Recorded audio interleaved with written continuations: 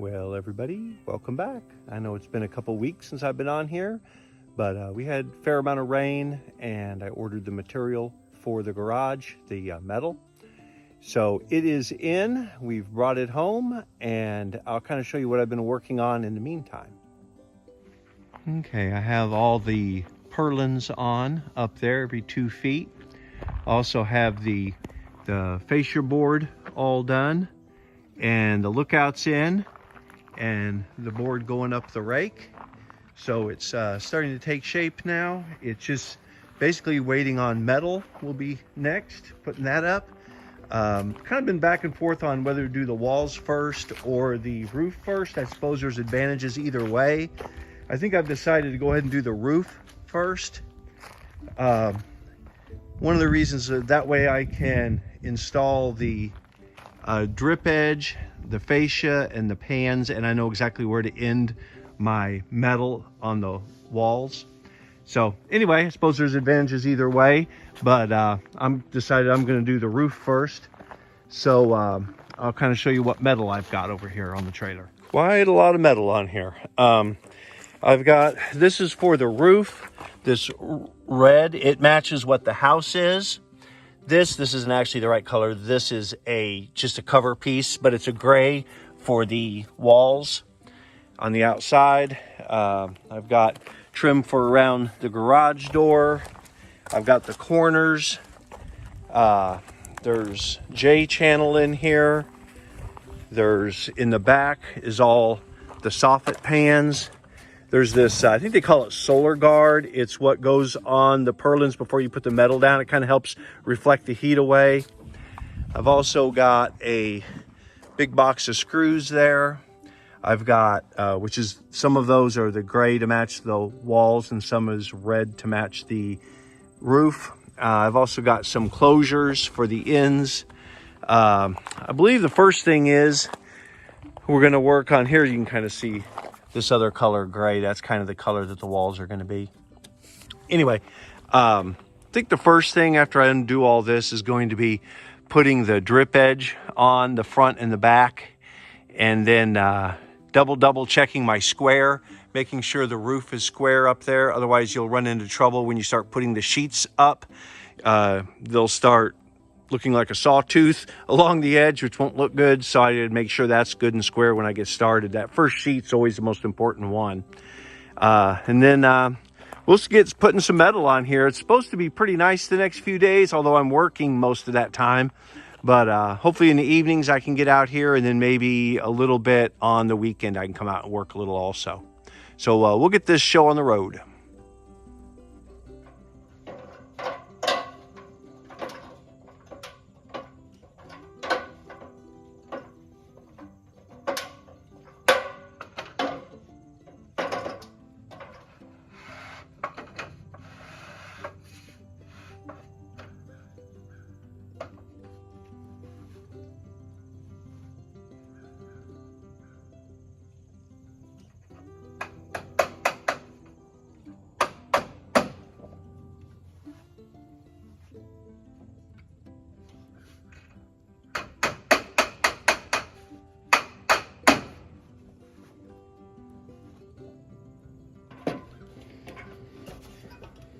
Okay, got our first drip edge up here, kind of to show you the way things work out. Sorry, shaky with the camera here. The way things work out, I put a dimple with a awl to start my nail, and I put it about in the middle here. I'm like, I'll just go with the middle. That should work good. So I did that on all, every couple feet, okay? That ended up exactly in the seam between the fascia board and the bottom purlin. So when I put these in, they just fall right through. So I drove these in like they are. I mean, that'll work. But it just kind of shows you how you think you're being smart, and it doesn't always work out that way.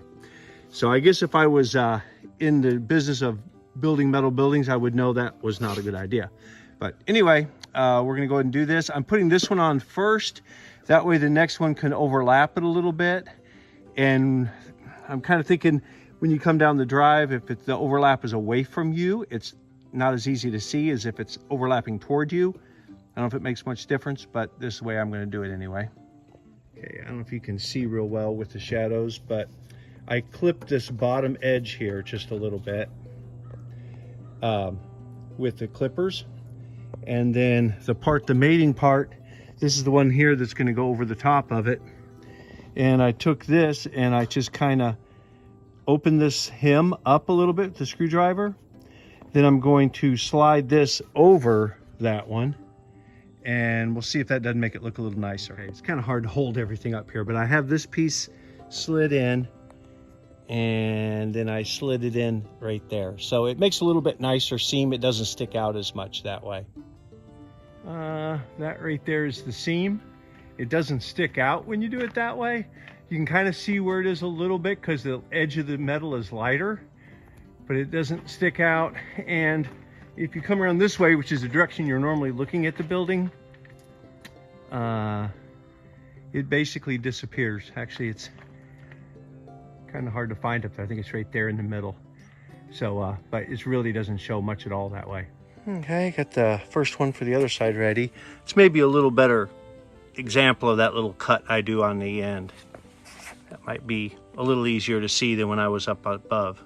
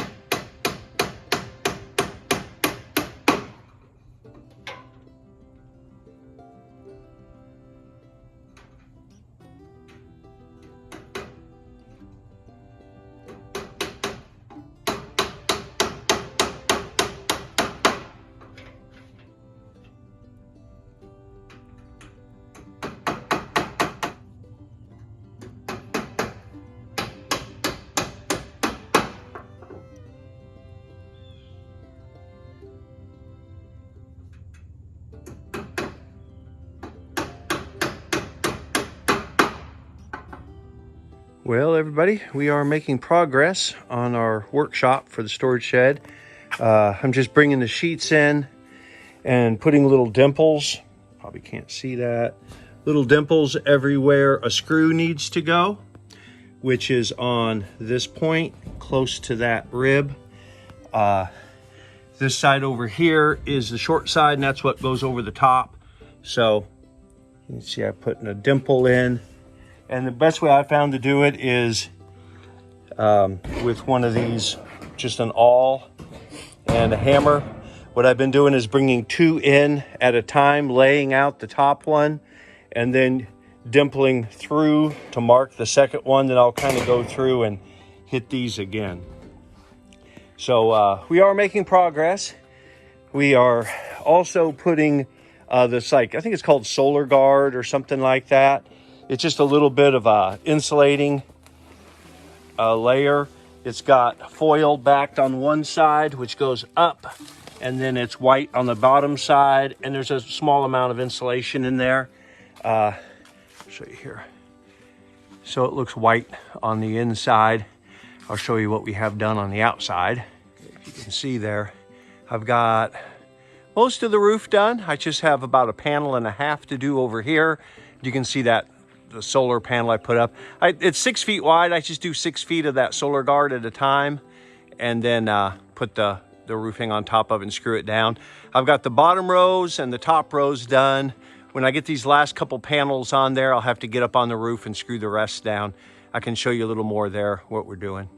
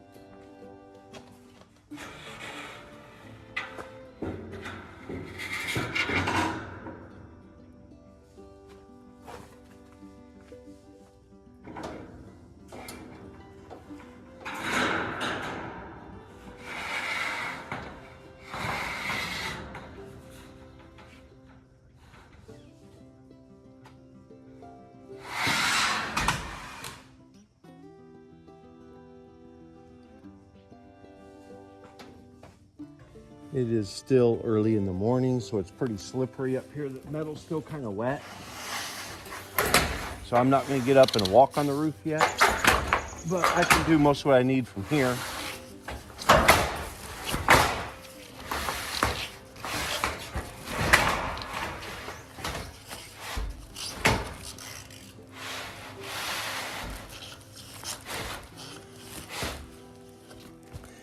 There we go. Then I'll go down below, measure the eave, and put a few screws in at the bottom down there.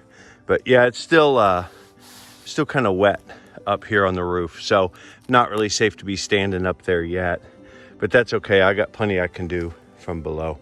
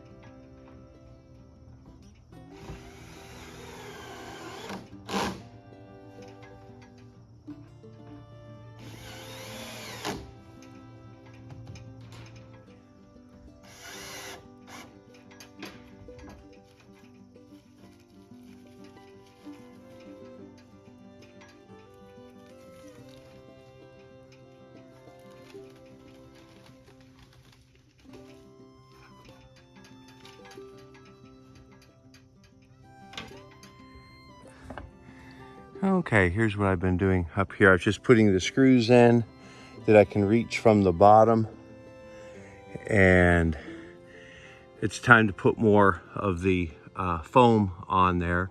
You see this leading edge here is sticky. You peel that one layer off, and then the next layer of foam sticks to it, and it's about time to do another layer of that. Okay, and then the closure strips may be hard to see, but they're up in there. I put that in before I tighten it down completely. And then when I do the next set, I just kind of stick this out, and each one interlocks with the last one. So anyway, we're making progress here. We've got maybe 6 more sheets or something like that to put up today. Okay, here's the way I've been doing the foil backed foam. I've just been unrolling it on the concrete here, and I found it easier. Instead of measuring every time, I made these little marks on the concrete. So when I unroll it, down here is the other mark on the other end, and then I just use this 2x6 across it, and then cut it with the razor knife, and then I can roll that half up and put it up on the roof. Like I said, the one edge has like a sticky tape, but you can pull this layer off once you're ready to use it, and it sticks to what's up there. So anyway, that's the way I've been doing that. Okay, the roof finally dried out enough that I could walk up here. It's not bad to walk up here. It's just when there's dew on it, it's not real good. So I wanted to wait.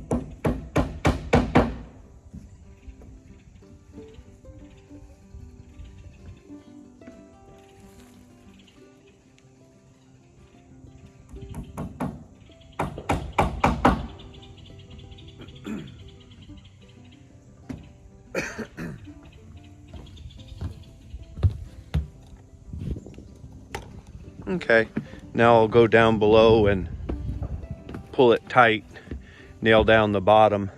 And then usually once the sheets are on there, you don't need a lot of nails in here, and it's not windy today. So it should go pretty good.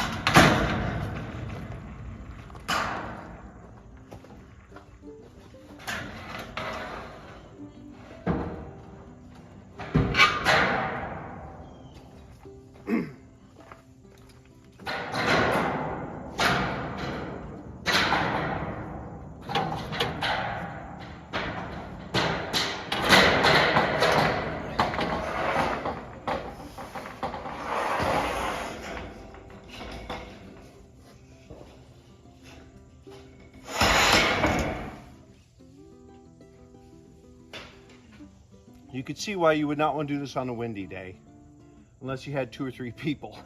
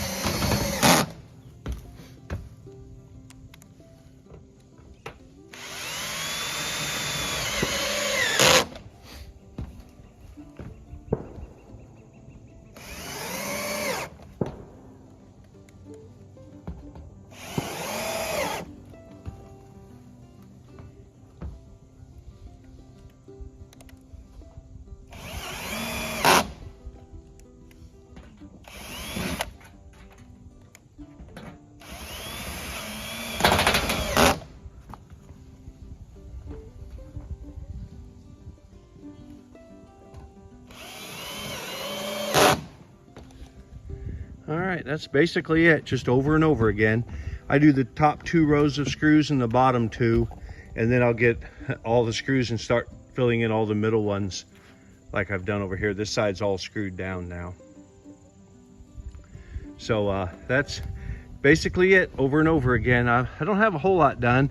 I'm going today to help a friend work on his porch, so I'm not gonna be able to get this finished today, but maybe tomorrow I can.